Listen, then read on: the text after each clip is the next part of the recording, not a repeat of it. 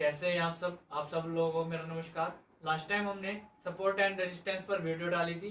Support and resistance किस तरीके से वर्क करता है, किस तरीके से हम उसको मार्क कर सकते हैं और किन किन स्ट्रेटजी को हम उसमें यूज कर सकते हैं, ये सब बातें हमने उस वीडियो में बताई हैं। अगर आप पर भी सपोर्ट एंड रेजिस्टेंस मार्क करना नहीं आता है तो आप हमारी इस वीडियो को देख सकते हैं।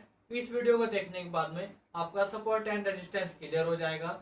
इससे पहले हमने और भी वीडियोस डाली हैं, जैसे कि आपका intraday trading, RSI indicator, candle stick के भी हमने 4th चैप्टर डाले हुए हैं। तो आप हमारी उन वीडियो को भी देख करके अपनी नॉलेज को ग्रोथ कर सकते हैं। तो आज का टॉपिक हमारा टेक्निकल एनालिसिस पे रहने वाला है। आज का टॉपिक हमारा जो है टेक्निकल एनालिसिस पे है।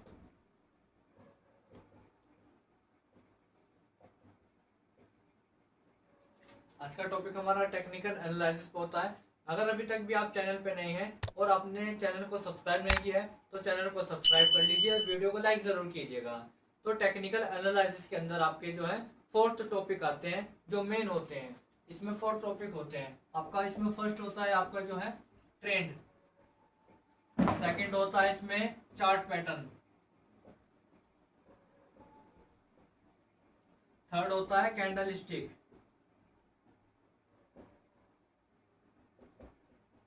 और फोर्थ होता है इसमें सप्लाई एंड डिमांड।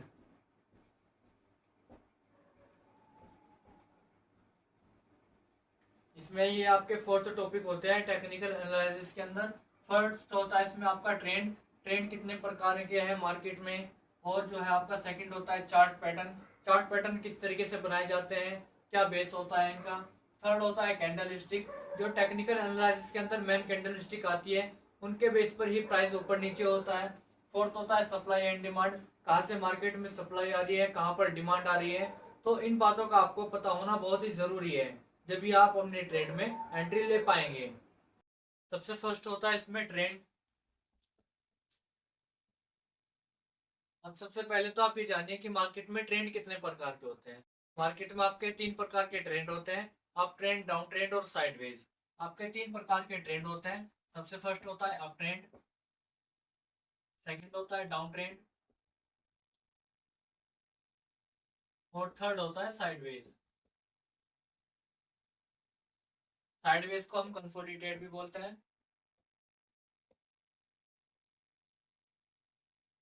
ये आपके 3 प्रकार के ट्रेंड होते हैं, अप ट्रेंड, डाउन ट्रेंड और साइडवेज। अप ट्रेंड में प्राइस आपका ऊपर ही जाता है, डाउन ट्रेंड में प्राइस आपका नीचे ही आता है, और जो है साइडवेज जो होता है, साइडवेज में प्राइस ना ही आपका ऊपर जाता है ना ही नीचे आता है, वो एक रेंज में ही कंसोलिडेट करता रहता है। हम मान लेते हैं कि प्राइस अगर आपका अप ट्रेंड में चल रहा है, प्राइस अगर आपका अप ट्रेंड में है तो अप ट्रेंड में प्राइस आपका कुछ इस तरीके से मूव करेगा, कुछ इस तरीके से मूव करता है, प्राइस आपका ऊपर जाएगा। अब प्राइस अगर आपका ऊपर जा रहा है तो प्राइस यहाँ पर आपका यहाँ पर हाई बनाया, लो बनाया, यहाँ पर प्राइस ने आपका हायर हाई बनाया और यहाँ पर हायर लो बनाया, यहाँ पर हायर हाई बनाया, हायर लो, हायर हाई और हायर लो। अब प्राइस अगर आपका अप ट्रेंड में है तो वो आपका हायर हाई हायर लो बनाता हुआ जाएगा, हायर हाई हायर लो बनाता हुआ ऊपर की तरफ जाएगा। अगर प्राइस आपका ऊपर की तरफ जा रहा है और वो हायर हाई और हायर लो बनाता हो जा रहा है तो ये कंफर्म है कि प्राइस अब आपका अप ट्रेंड में है। लेकिन अगर जो प्राइस का लास्ट हायर हाई होगा, ये वाला पॉइंट, अगर प्राइस इसको ब्रेक करके नीचे आता है तो यहाँ पर रिवर्सल के चांसेस रहते हैं कि यहाँ पर अब आपका डाउन ट्रेंड स्टार्ट हो सकता है। अब अगर प्राइस आपका डाउन ट्रेंड में है, अब अगर प्राइस आपका डाउन ट्रेंड में, तो डाउन ट्रेंड में प्राइस आपका कुछ इस तरीके से मूव करता हुआ नीचे की तरफ आएगा। अब इसमें क्या है कि यहाँ पर प्राइस ने आपका हाई बनाया, लो बनाया, यहाँ पर लोअर हाई बनाया, यहाँ पर लोअर लो बनाया, यहाँ पर लोअर हाई बनाया, यहाँ पर लोअर लो बनाया। अब अगर प्राइस आपका डाउन ट्रेंड में है तो वो नीचे आते हुए आपका हाई बनाएगा, लो बनाएगा, लोअर हाई लोअर लो, लोअर हाई लोअर लो। अगर प्राइस आपका डाउन ट्रेंड में लोअर हाई और लोअर लो बनाता हुआ नीचे की तरफ आ रहा है तो ये कंफर्म है कि प्राइस आपका डाउन ट्रेंड में है। लेकिन अगर जो प्राइस का लास्ट वाला लोअर हाई है, अगर प्राइस आपको उसको कुछ इस तरीके से ब्रेक कर देता है तो यहाँ पर रिवर्सल के चांसेस रहते हैं कि अब यहाँ से आपका अप ट्रेंड स्टार्ट हो सकता है। अब आता है आपका साइडवेज। अब अगर प्राइस आपका साइडवेज है तो साइडवेज में ना ही प्राइस आपका ऊपर जाएगा ना ही प्राइस आपका नीचे आएगा। साइडवेज में प्राइस आपका एक ही रेंज में कुछ इस तरीके से कंसोलिडेट करता है। ये एक रेंज हो जाती है, इसके बीचों बीच ही प्राइस आपका कंसोलिडेट करता है, इसलिए हम साइडवेज को भी कंसोलिडेट कहते हैं। अब सेकंड टॉपिक होता है अपना चार्ट पैटर्न।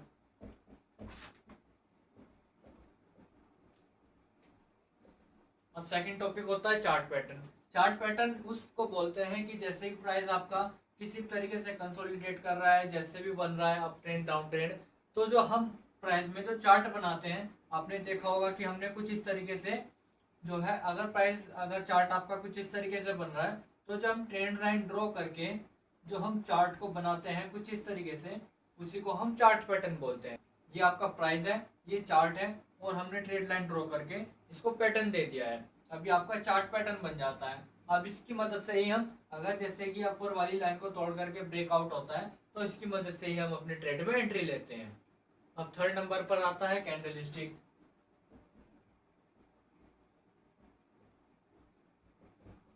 थर्ड नंबर पर कैंडलस्टिक आता है।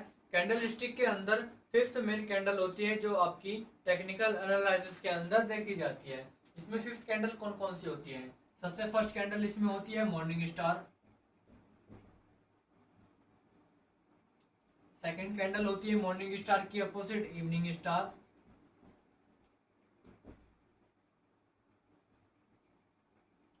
थर्ड होती है इसमें बुलिश अरामी।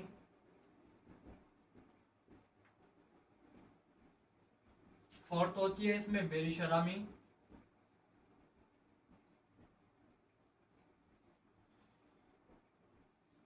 और इसमें फिफ्थ होती है आपकी डोजी कैंडल। ये फिफ्थ कैंडल आपकी देखी जाती है टेक्निकल एनालिसिस के अंदर। अब सबसे फर्स्ट कैंडल की अगर हम बात करें, तो सबसे फर्स्ट कैंडल होती है morning star. Morning star pattern three candle stick को मिला करके बनता है, जिसमें सबसे फर्स्ट कैंडल आपकी यहाँ पर रेड होती है, और सेकंड कैंडल यहाँ पर आपकी जो है ग्रीन होती है। थर्ड कैंडल भी आपकी यहाँ पर ये बिग ग्रीन कैंडल बनती है। ये रेड कैंडल हुई, ये ग्रीन कैंडल, ये ग्रीन कैंडल, इन तीनों कैंडल को मिला करके आपका मॉर्निंग स्टार पैटर्न बनता है। जहां पर भी आपको मार्केट में मॉर्निंग स्टार पैटर्न बनता हुआ दिखाई दे, वहां पर ज्यादा से ज्यादा चांसेस रहते हैं कि यहाँ पर अब प्राइस आपका ऊपर ही जाएगा। सेकंड कैंडल होती है इवनिंग स्टार। इवनिंग स्टार भी थ्री कैंडल स्टिक को मिला करके बनता है, जिसमें सबसे फर्स्ट कैंडल यहाँ पर ग्रीन होती है, और सेकंड कैंडल यहाँ पर रेड होती है इस तरीके से, और थर्ड कैंडल यहाँ पर ये बिग कैंडल रेड बनती है। सबसे फर्स्ट कैंडल ग्रीन बनी, सेकंड कैंडल रेड होती है, थर्ड कैंडल भी रेड होती है। जहां पर भी मार्केट में आपको इवनिंग स्टार पैटर्न बनता हुआ दिखाई दे, वहां पर ज्यादा से ज्यादा चांसेस रहते हैं कि अब यहाँ से प्राइस आपका नीचे ही आएगा। और जो आपकी थर्ड कैंडल होती है, थर्ड कैंडल होती है बुलिश अरामी। बुलिश अरामी पैटर्न में आपका सबसे फर्स्ट कैंडल ये आपकी यहाँ पर रेड बनती है, और सेकंड कैंडल ये आपकी कुछ इस तरीके से यहाँ पर ग्रीन कैंडल बनती है। ये आपका बुलिश अरामी पैटर्न होता है। बुलिश अरामी दो कैंडल स्टिक को मिला करके बनता है। ये दोनों पैटर्न अगर जहां पर भी आपको बनते हुए दिखाई दे, सबसे फर्स्ट कैंडल जिसमें रेड हो और सेकंड कैंडल जिसके बराबर में ग्रीन कैंडल बने, तो आपका बुलिश अरामी होता है। बुलिश अरामी पैटर्न बनने के बाद में प्राइस के चांसेस रहते हैं कि यहाँ से ये ऊपर ही जाएगा। फोर्थ कैंडल होती है बेरिश अरामी। बेरिश अरामी में सबसे फर्स्ट कैंडल आपकी ग्रीन बनती है, और सेकंड कैंडल इसमें आपकी ऊपर की तरफ ये रेड बनती है। ये दो कैंडल स्टिक को मिला करके बनता है, ये आपका बेरिश अरामी है। बेरिश अरामी में सबसे फर्स्ट कैंडल ग्रीन होती है, सेकंड कैंडल रेड होती है। बेरिश अरामी पैटर्न जहां पर भी बनता है, यहाँ पर चांसेस रहता है कि यहाँ से प्राइस अब आपका नीचे ही आएगा। फिफ्थ कैंडल होती है डोजी कैंडल। डोजी कैंडल एक प्लस की साइन की तरह होती है, कुछ इस तरीके से। इसमें बीचों बीच एक स्मॉल बॉडी होती है, और ऊपर और नीचे एक लंबी विक्स होती है। ये आपका डोजी कैंडल होती है। ये डोजी कैंडल आपकी ग्रीन भी बन सकती है और रेड भी बन सकती है। डोजी कैंडल मार्केट में जब बनती है, जब सेलर और बायर्स दोनों इक्वल ही वीक हो जाते हैं, जिससे प्राइस का ओपनिंग प्राइस भी सेम होता है और क्लोजिंग प्राइस भी सेम होता है, तभी आपका डोजी कैंडल जनरेट होती है। डोजी कैंडल बनने के बाद में मार्केट कंफ्यूज हो जाता है, क्योंकि अब यहाँ पर हम कंफर्मेशन नहीं लगा सकते कि प्राइस ऊपर ही जाएगा या फिर नीचे ही आएगा। डोजी कैंडल बनने के बाद में हमको सेकंड कैंडल बनने का वेट करना होता है। सेकंड कैंडल जिस भी डायरेक्शन में बनेगी, उसी डायरेक्शन में प्राइस आगे भी मूव करेगा। फोर्थ एंड लास्ट टॉपिक होता है सप्लाई एंड डिमांड।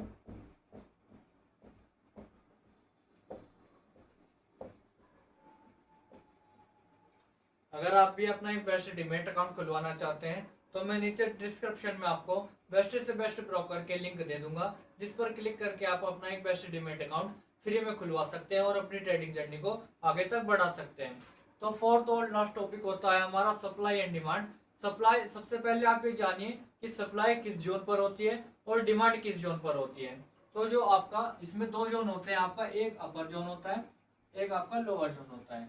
दो जोन होते हैं इसमें आपका, जब प्राइस आपका कंसोलिडेट करता है। तो जो आपका नीचे वाला जोन होता है वो होता है हमारा डिमांड जोन, ऊपर वाला जोन होता है सप्लाई जोन। ऊपर वाला जोन सप्लाई जोन, नीचे वाला जोन डिमांड जोन। जब प्राइस आपका नीचे वाले जोन पर आता है तो यहाँ पर डिमांड होती है, यहाँ पर प्राइस को खरीदा जाता है। जब प्राइस आपका ऊपर वाले जोन पर आता है तो यहाँ पर सप्लाई होती है, यहाँ पर प्राइस को सेल कर दिया जाता है। जब प्राइस सेल होगा तो वो नीचे आएगा। इस जोन पर आने के बाद में जब वो डिमांड वाले जोन पर आएगा, उसको खरीदा जाएगा, तब प्राइस आपका ऊपर चला जाएगा। इस तरीके से आपका सप्लाई एंड डिमांड मूव करता है। आज हमने आपका टेक्निकल एनालिसिस वाला चैप्टर क्लियर कर दिया है। उम्मीद करता हूँ कि आपको वीडियो अच्छी लगेगी। लेकिन अगर अभी तक भी आपने चैनल को सब्सक्राइब नहीं किया है तो चैनल को सब्सक्राइब जरूर कर लीजिए और वीडियो को लाइक जरूर कर दीजिएगा। लेकिन अगर अभी तक भी आपको कोई भी डाउट समझ नहीं आ रहा है तो आप वीडियो पर कमेंट कीजिए। मैं कोशिश करूंगा कि उसी टॉपिक पर वीडियो बना करके आपके डाउट्स को जल्द से जल्द क्लियर कर पाऊँ। मिलते हैं अगली नेक्स्ट वीडियो में। धन्यवाद।